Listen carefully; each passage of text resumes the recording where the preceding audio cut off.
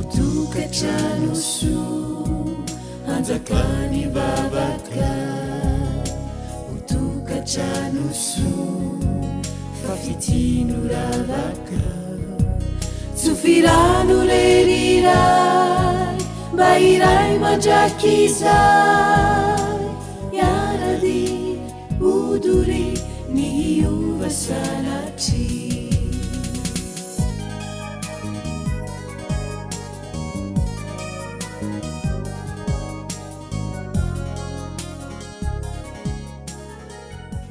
manolotra ny araba ho antsika rehetra indray a tratrany ity andro faharoa ity loha hevitra ny finoana eo amin'ny mpivady hiaraka nondrika ny lohantsika hivavaka isika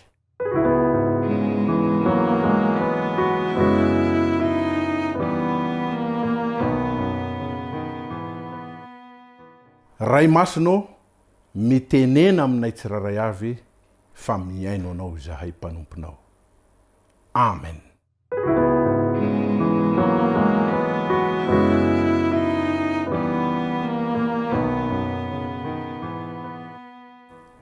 ny finoana eo amin'ny mpivady ny toko sy andininy fototra omenantsika indray dia ny hebreo toko faraika amby folo ka ny andininy faraika amby folo mahakasika ny amin'ny resaka finoana fa nasara azy dia finoana koa no nandraisany hery ananany anaka rehefa nitsahajazy izy satria nataony fa mahatoky ilay efa nanome ny teny fikasana abrahama ny ray ny mpino modely ho an'ny mpino rehetra ny finoany abrahama manoloana ny tsy azo tanterahana manoloana ny fahamoizam-potanteraka dia nino foana i abrahama tao anatin'ny toe-javatra sarotra inona nino izy fa mbola ho tanteraka foana ny teny fikasan'Andriamanitra na dia efa tao anatin'ny eritreretana tao anatin'ny famoizam-poan'ny fanterana azy izy mivady ny vatana izy mivady no eritreretiny tsy afaka hatanteraka an'izany kanefa dia nino mandrakariva i abrahama finoana iraisana rehefa nanome ny teny fikasana ho an'i abrahama Andriamanitra dia nitaky ny teny fikasana ihany koa tamin'ny Sara vadiny ary zay ny zava-dehibe ao amin'ity fiainam-panambadiana ity tena zavatra goavana matetika isika dia mihevitra fa ny finoana dia ho an'ny tena manokana kanefa tena tsy zany mihitsy fa teto amin'ilay toe-javatra ny ainan'i abrahama ny amin'ny mety tsy fananana taranaka dia nitaky tamin'ny finoany Sara koa ny fantanterana zany teny fikasana izany tsy maintsy nino tahaka ny abrahama i Sara vadiny zay le voalaza tamin'ny hebreo toko faraika amby folo ka ny andininy faraika amby folo tsy finoana tsy miasa ny finoany abrahama sy Sara arahanasa haintsika zany eo amin'ny fiainam-panambadiana mba hatanteraka ny teny fikasana dia tsy maintsy misy ny fifandraisana tsara ho an'ny mpivady ary samby mino an'izany izy misy firaisana zay atao ao ary mino an'izany a izy mivady toa milaza amintsika ny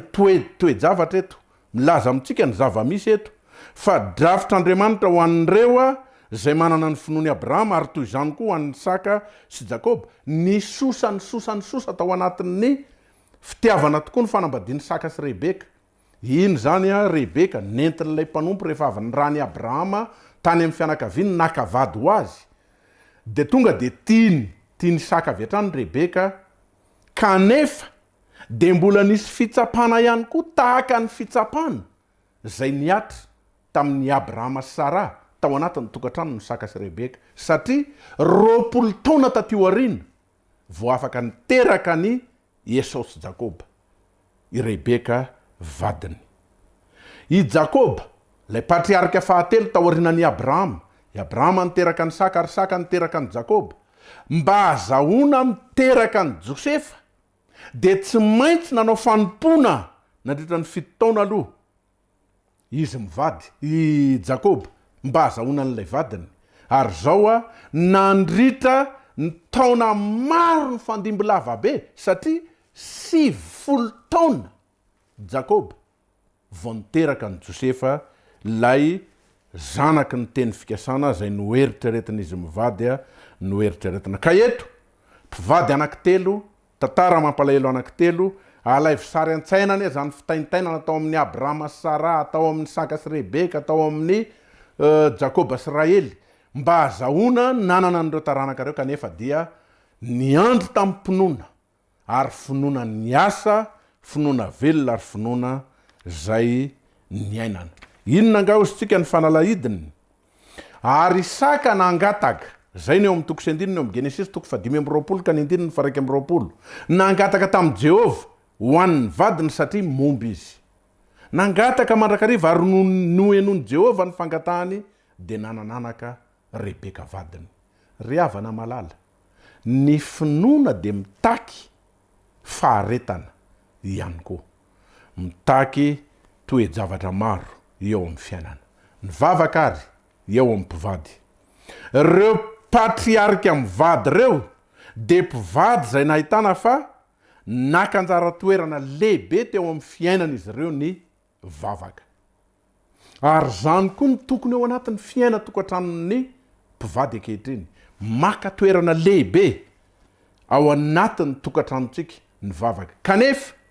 tsy ampy ny mivavaka fotsiny fa nampiany hoe ny vavaka sy ny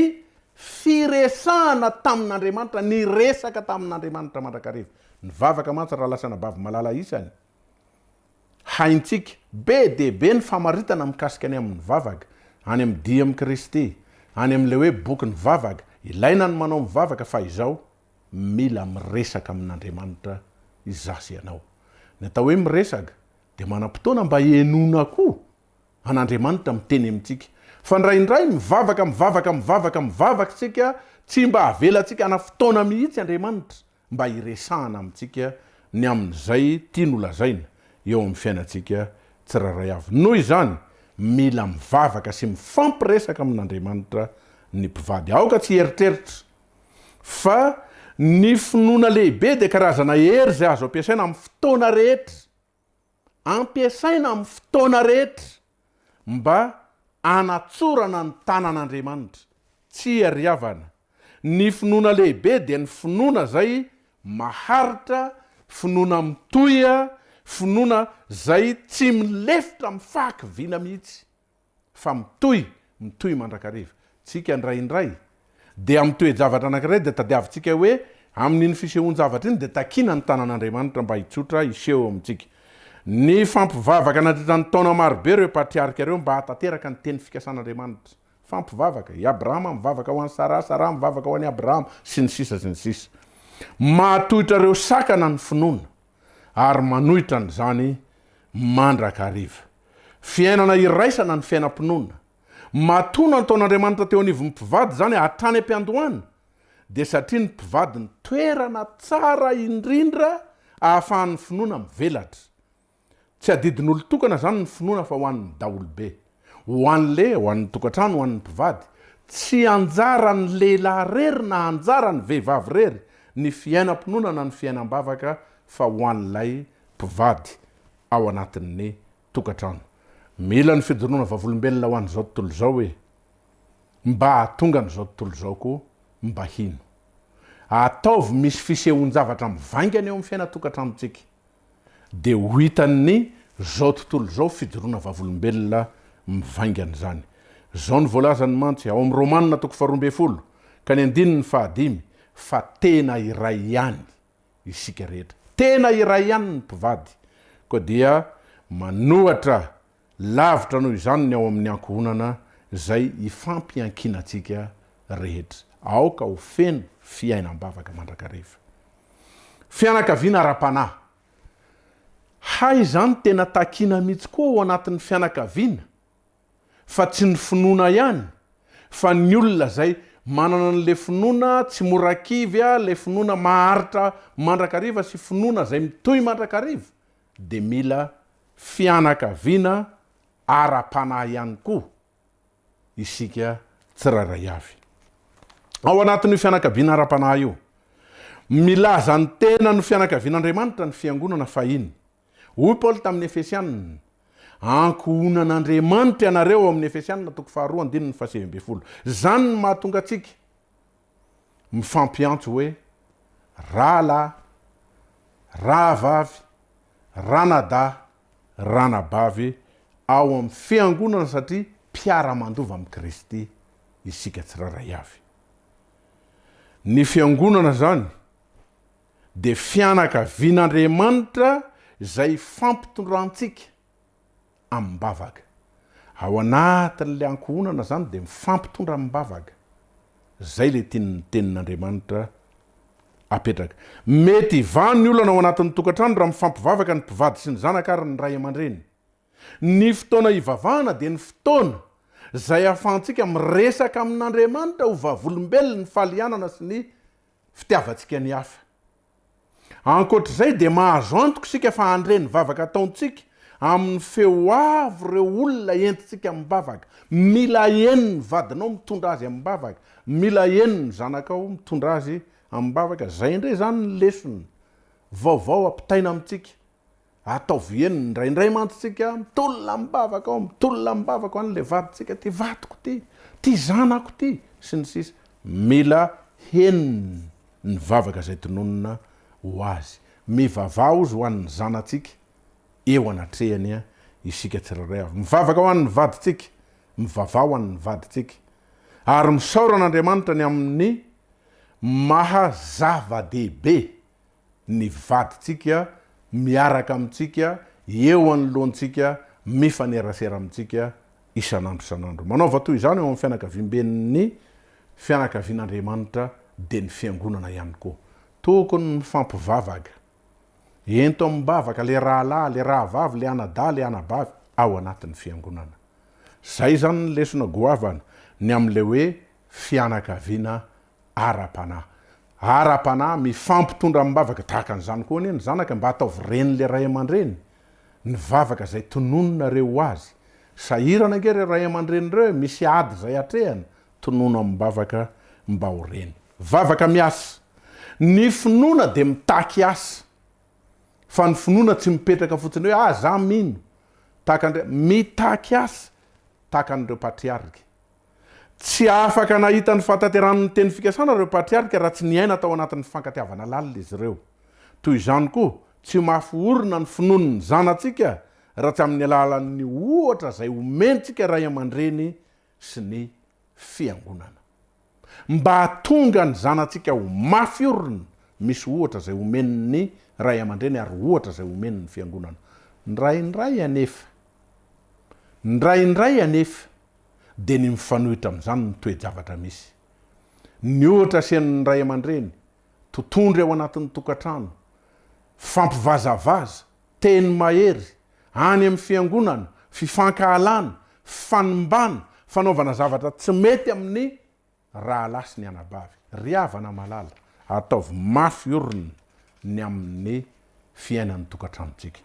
Ty misy tantara kely anankiray. Teraka tany Amsterdam, tany Hollande zany tao anatin'ny tokantrano adventiste anankiray, i Godfriend. Tovolahy kely anankiray talohan'ny ady lehibe faharoa.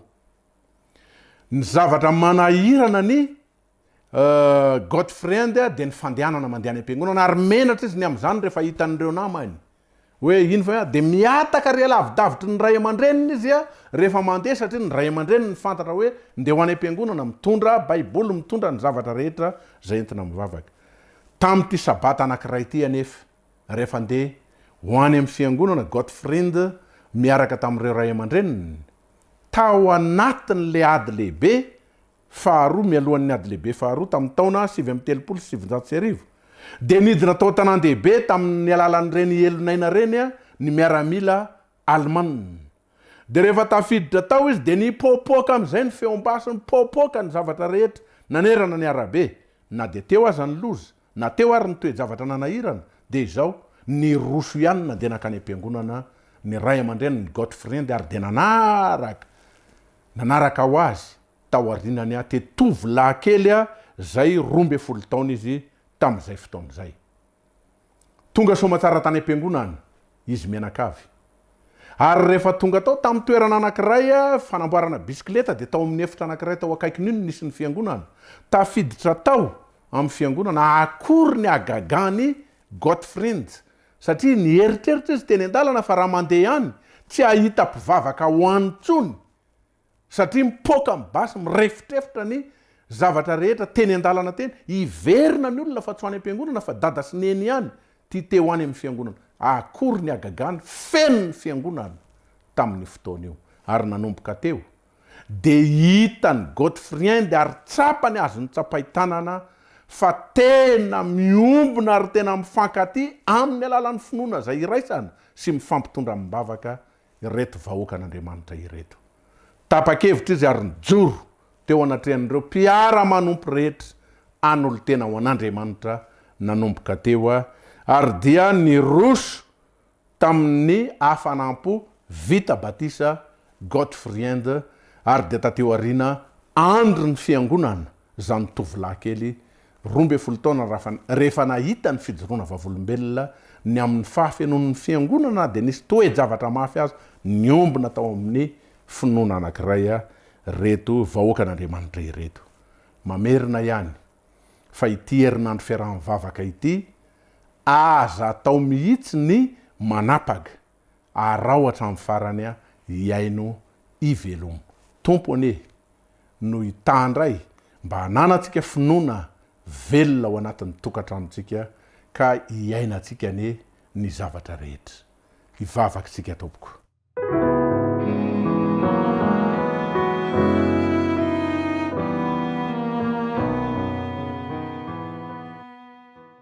tompo misaotra ny amin'izany teny zany ome finoana mahery ome finoana miasa ny zanakao rehetra zay manaraka izao fandaharana izao ho tokatrano filamatra ka hijoro vavolombelona satria ny toetra zay asehonay